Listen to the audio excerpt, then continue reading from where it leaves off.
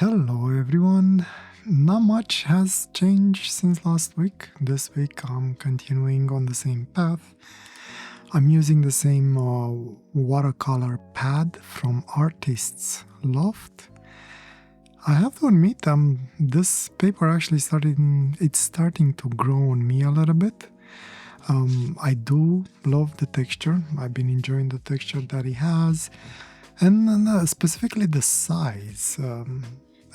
Probably one of the reasons why my videos also got to be a little bit shorter. Now I'm not showing the sketch that I did with the pencil. That one I did it at a different time, in a different day. Just had this idea in my head and I started sketching it, and I was nowhere near my desk where I have the cameras set up, and I don't know, just in the mood, and I just went for it.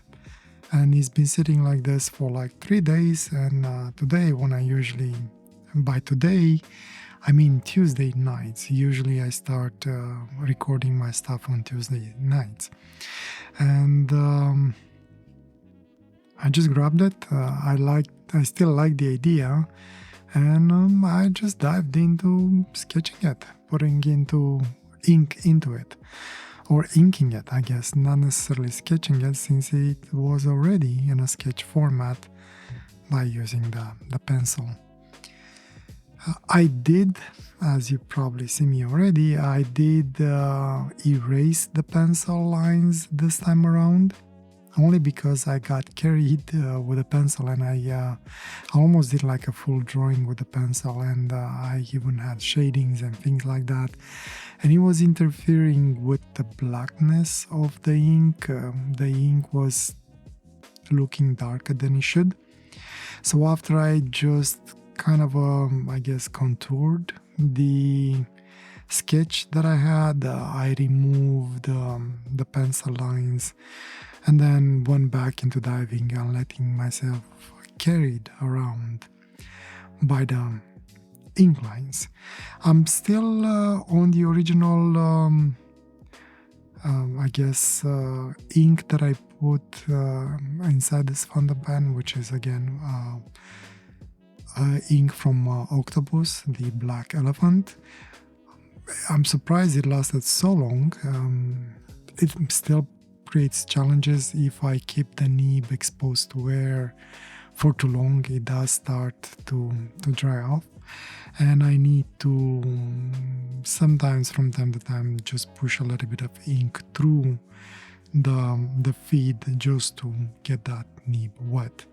And I also wipe it from time to time on a piece of paper towel.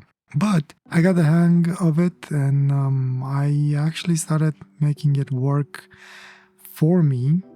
And it combined with that texture that the paper has, it almost feels like I'm back on the cotton paper that it was cold pressed, and it was a little bit more flaky, which I kind of like. It is definitely helps me to get those interesting lines that I usually get.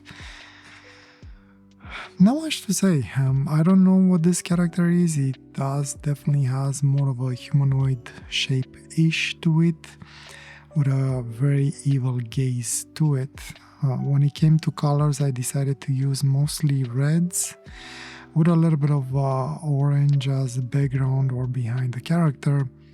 And then it has like this, the character has these areas, I don't know what to call them, but I decided to make them purple, and a little bit of a splash of blue for the only eye that you can see on it. It has very piercing gaze, so I guess this one, the feeling that it gives me is somebody staring at me for whatever reasons. I guess I did something wrong to it. And I guess I'm gonna call it gazing. I'm not sure if that's a good thing or a bad thing.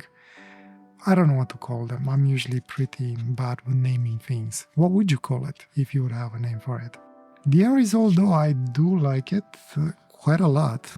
And the other thing with this paper, I don't know if maybe it's just my eyes, or my memory or whatever, but it feels like the ink colors on this paper, they tend to be a little bit darker in values.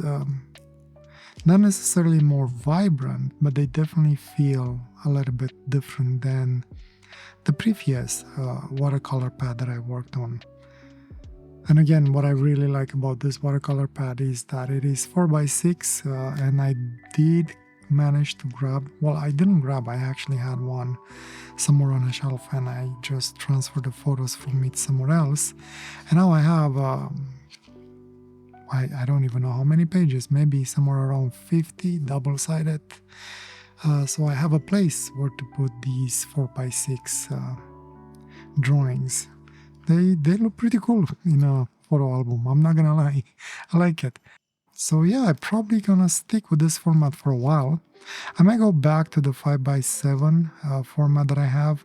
I did manage to get some loose watercolor paper unbranded. That is 5x7, plus I have another watercolor pad. I forgot from who. That it is 5x7. And I guess I also have to go back and finish the black paper that I have. It's just with that one, looks like I'm gonna have to either work with pens that are lighter color. I have no inks that work on black paper. I don't feel like buying anything right now, so we're probably not gonna get anything. The other thing that I could do is maybe try some watercolor, but I'm not a watercolor guy. If you're into the watercolor, maybe go and see Pete. He's definitely more into that than I am. I'll leave a link to his channel if you're interested in seeing his stuff. Specifically, he does a lot of watercolor ink swatching. No, not ink swatching, watercolor swatching.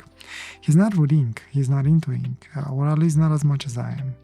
But he's definitely the watercolor guy. He can give you great advice on watercolor. Anyway, I'm rambling again. Fun piece this week. Next week I'll probably be similar. I still have ink in my fountain pen with this ink, and I'm gonna try and finish it if I can. What character is gonna be, I don't know. We shall see. Again, I don't know if I'll do the pencil sketch in the video or it's gonna be separate. That's gonna be a surprise for both of us, but that's gonna be next week. Until then, I appreciate you coming over and checking out my video. And if you're still around even at this point in time, thank you for standing by and thank you for watching my video. And I guess I'll see you next week. Until then, I wish you nothing but the best and a wonderful day or night, wherever you are. Take care. Bye.